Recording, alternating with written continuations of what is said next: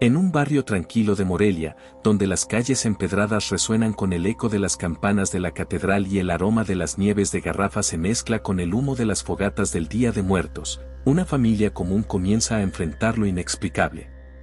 Santiago López, un niño de apenas 6 años con cabello revuelto y ojos que parecen contener secretos antiguos, ha empezado a dibujar cosas que no deberían salir de su imaginación infantil. Hace unas semanas, durante una tarde nublada, Santiago se sentó en el patio de su casa con un cuaderno viejo y lápices de colores prestados de la escuela. Su madre, María López, una panadera de 34 años que se levanta a las 4 de la mañana para preparar conchas y polvorones, lo vio concentrado, su manita moviéndose con una precisión que no correspondía a su edad. Cuando se acercó, el corazón de María se aceleró.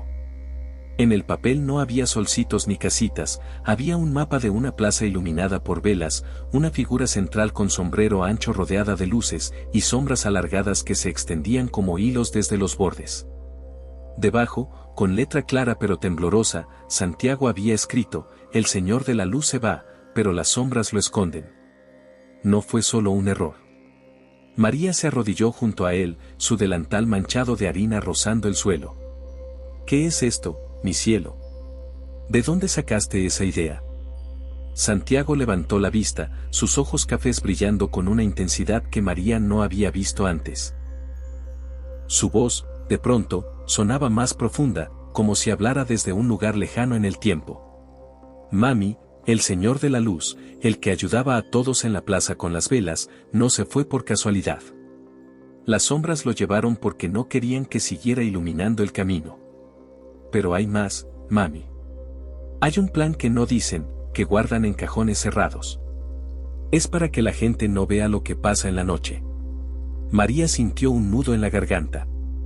Su hijo, que apenas empezaba a leer palabras simples en la escuela, acababa de describir algo que sonaba como un secreto adulto, con detalles que helaban la sangre, una plaza llena de luces, un hombre querido por la comunidad, y sombras que actuaban en la oscuridad. No era un cuento de terror, era como si Santiago estuviera relatando un recuerdo vívido, con precisión que no tenía sentido para un niño.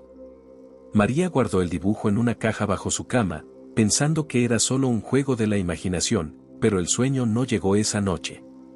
Al día siguiente, mientras horneaba en la panadería familiar, no podía quitarse de la cabeza las palabras de su hijo. La familia López vivía en Morelia, una ciudad de tradiciones profundas pero con sus sombras propias, donde las fiestas de velas y ofrendas honran a los que se fueron, pero también recuerdan pérdidas recientes que la comunidad aún procesa. María criaba a Santiago sola desde que su esposo, un taxista, se accidentó en un viaje largo y decidió no volver. Trabajaba de sol a sol, dejando a Santiago con su tía Carmen, una viuda que vendía artesanías en el mercado y contaba historias de abuelas que sentían presencias en la región. Pero Santiago no contaba historias, las vivía. Una semana después del primer dibujo, durante una cena de tacos de carnitas en la mesa de madera astillada, Santiago dejó su plato y dijo: "Mami, el Señor de la Luz me habló anoche. Dijo que después del Día de las Velas, la gente va a preguntar por qué se fue tan rápido. Pero las sombras dirán que fue un error, que todo está bien. No es verdad. Hay un plan para que no miren atrás". María casi deja caer el tenedor. ¿Qué señor, mi vida? ¿Qué plan? Santiago miró al vacío, como viendo una película en su mente. El que caminaba con sombrero en la plaza, el que prometía más parques y escuelas para los niños. Lo llevaron porque vio las sombras y quiso traer más luz. Ahora esconden lo que pasó para que el plan siga quieto. María palideció. El señor del sombrero le recordaba a Carlos Manso, un líder local conocido por su dedicación a la comunidad, por sus esfuerzos en mejorar la seguridad y apoyar a las familias en tiempos difíciles. Manso, con su sombrero característico, era una figura querida, siempre en eventos públicos, siempre hablando de unidad y progreso. Pero ¿por qué su hijo lo mencionaba así, como si lo conociera personalmente y supiera de un plan oculto? María revisó las noticias esa noche en su teléfono viejo. Manso había estado en las portadas locales por sus iniciativas de apoyo social, pero nada sobre riesgos inminentes o secretos. Es solo coincidencia, se dijo, pero el nudo en su estómago no desaparecía. Los días siguientes fueron un torbellino de inquietud. Santiago empezó a dibujar escenas repetidas, una plaza llena de velas, una figura con sombrero rodeada de gente sonriente, y siempre sombras que se extendían desde los bordes como dedos largos, con la fecha del 1 de noviembre garabateada en rojo. María, desesperada por respuestas, contactó a la psicóloga infantil recomendada por el doctor Morales, la doctora Valeria Ruiz, una mujer de 38 años con oficina en el centro de Morelia. La consulta fue en una sala acogedora con juguetes y peluches, pero Valeria notó de inmediato la seriedad en los ojos de Santiago. Mientras el niño jugaba con bloques, Valeria preguntó suavemente: «Lucía, ¿quién es el señor del sombrero?». Santiago armó una torre alta y la derribó con cuidado. El que ayudaba a la gente en la plaza con las luces de velas. Me dijo que no tuviera miedo, que el cambio era parte del camino. Que volvería como guía para que la gente viera la luz verdadera. Valeria pausó su libreta. ¿Qué cambio, Santiago? La niña miró al suelo. El que lo lleva. En la noche de las velas. Porque pidió más luz para la gente. Pero no se va solo, yo lo vi. Y las sombras lo esconden para que el plan siga. Valeria intercambió una mirada con María. Esto suena como un patrón de empatía extrema. Podría ser una sensibilidad intuitiva, algo que vemos en niños con conexión profunda con su entorno emocional. Pero Valeria no podía negar que los detalles eran demasiado específicos. El líder local había estado en las noticias por pedir más apoyo comunitario, y el Día de Muertos con sus velas era un evento central en Morelia, lleno de familias honrando a sus seres queridos con ofrendas y recuerdos. María empezó a notar cambios en su hijo. Santiago ya no jugaba con la misma alegría, pasaba horas mirando al cielo o dibujando mapas de la plaza principal, con líneas que parecían caminos de luz entrecruzados con sombras. Una noche, mientras cenaban sopa de tortilla en la mesa de la cocina, Santiago dejó su cuchara y dijo: «Mami, cuando el señor del sombrero cambie, no llores. Él me pidió que te dijera que es para que la gente despierte. Que su luz va a brillar más fuerte después, y que el plan de las sombras no va a ganar si todos miramos juntos». María sintió lágrimas calientes en los ojos. «¿Cómo sabes su nombre, mi amor? ¿Cómo sabes de ese plan?». Santiago sonrió, pero sus ojos eran serios, como si cargara el peso de algo mucho mayor. «Porque estuve cerca de él, mami. O parte de su luz. Volví para terminar lo que empezó, para que la gente vea que hay más que oscuridad». María, abrumada por el peso de esas palabras, llamó a su hermana en Zamora, Julia, quien era enfermera y conocía gente en la universidad. Julia llegó al día siguiente con una grabadora pequeña. «Esto no es normal, María. Deberíamos grabarlo, ver si hay un patrón en lo que dice». Juntas filmaron a Santiago mientras dibujaba. En el video, el niño narraba con calma: «La plaza va a estar llena. Velas por todos lados. El Señor va a estar con los niños, sonriendo. Entonces vienen los que no quieren que siga iluminando el camino. Pero Él no se va, se transforma, y su mensaje va a llegar a todos». Julia, pálida como un fantasma, envió el video a un contacto en la Universidad Michoacana, el profesor Dr. Eduardo Navarro, un experto en psicología intuitiva y fenómenos inexplicables en niños. Navarro llamó esa misma tarde, su voz temblorosa por la emoción. «Esto podría ser un caso de percepción ampliada, algo que he estudiado en relatos de niños que sienten eventos futuros o conexiones profundas. Pero los detalles sobre el líder son demasiado precisos para ser coincidencia. ¿Puedo venir a Morelia?». El profesor Navarro llegó 2 días después, un hombre de 62 años con cabello gris desordenado, gafas gruesas y un maletín lleno de notas y grabadoras. Se sentó en el piso del patio con Santiago, rodeados de macetas de geranios y el sonido distante de un mariachi en la calle. Examinó los dibujos del niño, escuchó sus relatos con atención casi reverente. «Santiago, cuéntame más sobre el plan de las sombras.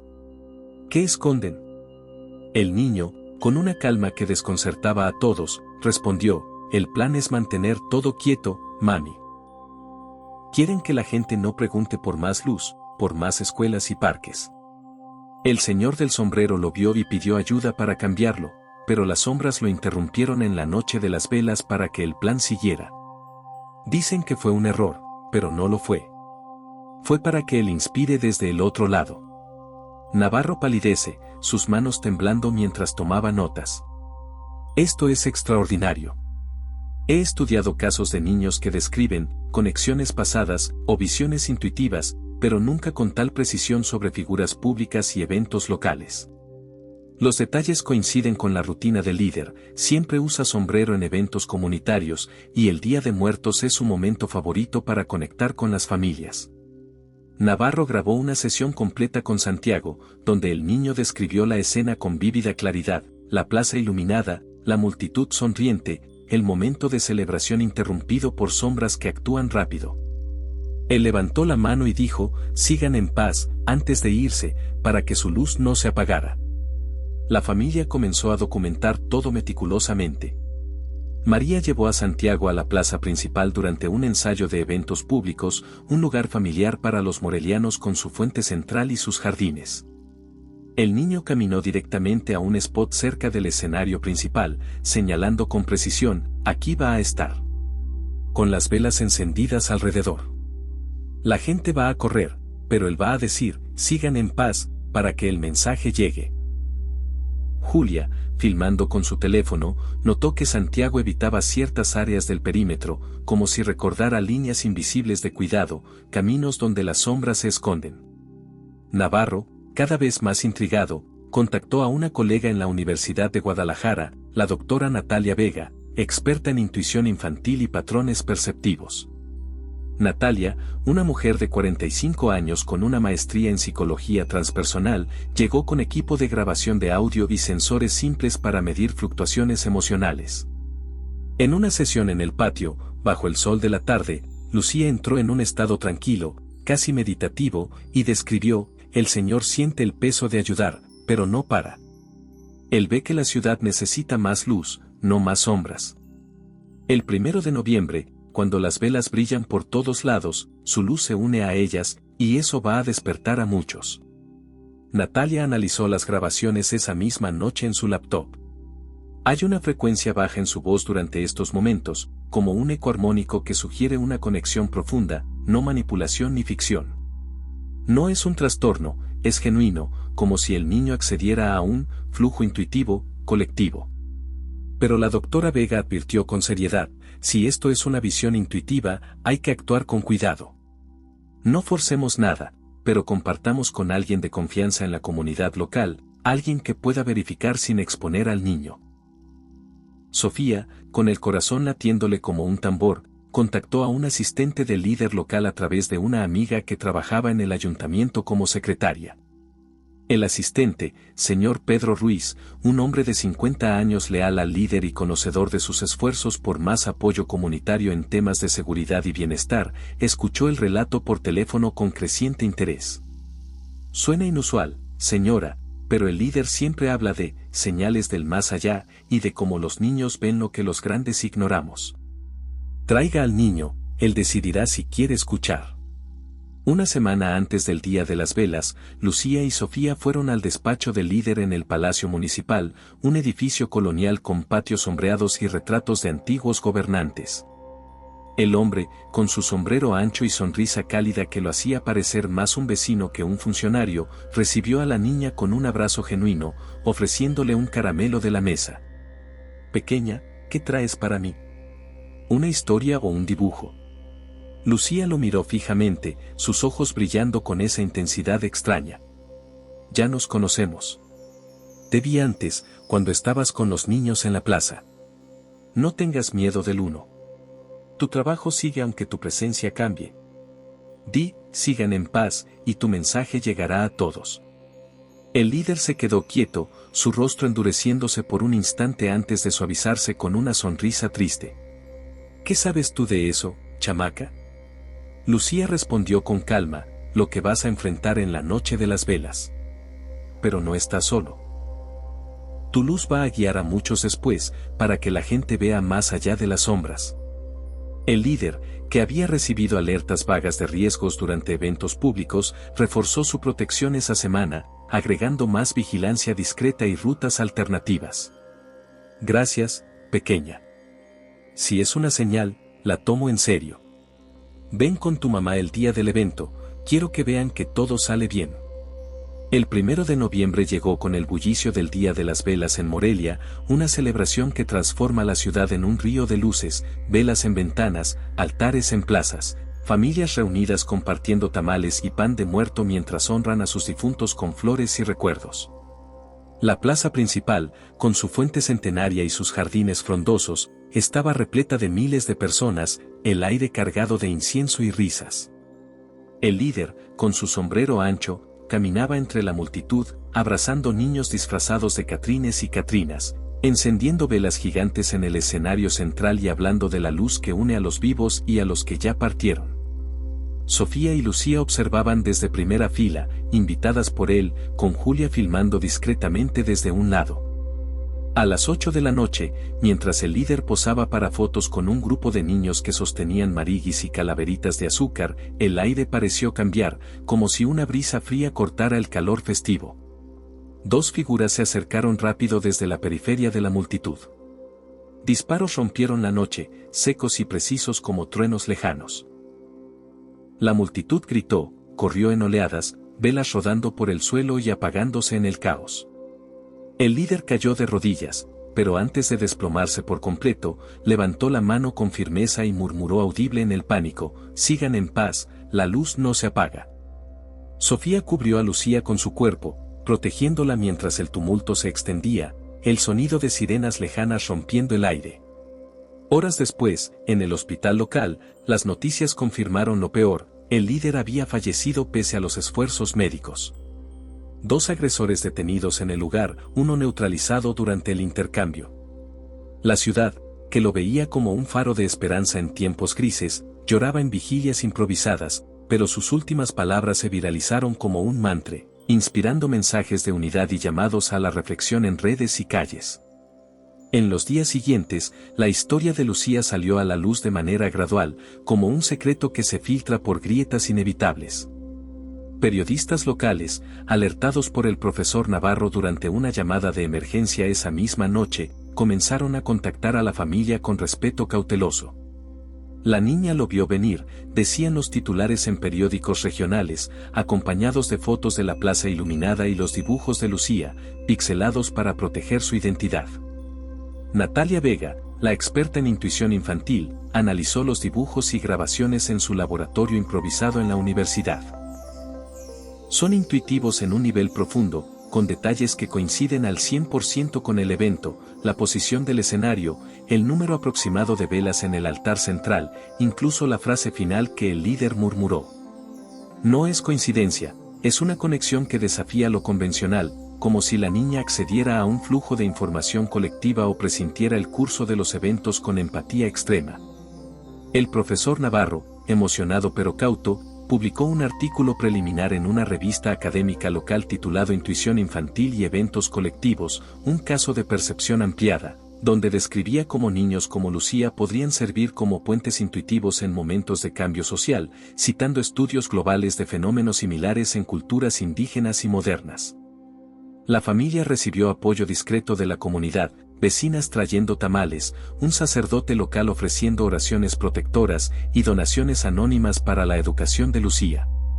Pero Sofía, con el instinto de una madre león, protegió a su hija de la prensa invasiva, rechazando entrevistas sensacionalistas y enfocándose en mantener la rutina: escuela, panadería, tardes de cuentos con la abuela Beatriz. Semanas después, en una ceremonia conmemorativa en la Catedral de Morelia, la familia del líder invitó a los Herrera a un rincón privado del altar, rodeados de velas parpadeantes y flores de cempasúchil. La viuda, una mujer serena con ojos hinchados por el duelo pero voz firme, abrazó a Lucía con ternura. Él siempre creyó en señales del más allá, en cómo los niños ven lo que los grandes ignoramos. Tu hija le dio el coraje para enfrentar el final con paz, y sus palabras ahora guían a tantos. Lucía, sosteniendo una vela pequeña en sus manos, miró el retrato del hombre rodeado de mariguis. Ya está bien, mami. Él está con la luz ahora, y su mensaje va a llegar a todos los que lo necesiten. Sofía abrazó a su hija con fuerza, sintiendo el calor de la vela contra su pecho, sabiendo que habían sido testigos de algo mucho más grande que ellas. Un hilo invisible conectando vidas cotidianas con momentos de cambio profundo, un recordatorio de que incluso en la sombra de la pérdida, hay mensajes de esperanza que perduran como las velas en la noche. Morelia siguió adelante, su comunidad fortalecida por el legado del líder y la inocente intuición de una niña que vio más allá del velo inmediato, recordándonos que la luz, una vez encendida, no se apaga fácilmente. ¿Casualidad, intuición o algo más? El tiempo, como siempre, lo diría con su paciencia infinita. Pero para Sofía, la respuesta ya estaba en los ojos de su hija. Hay misterios que unen el corazón de una madre con el susurro del universo, guiándonos hacia la claridad en medio de la niebla.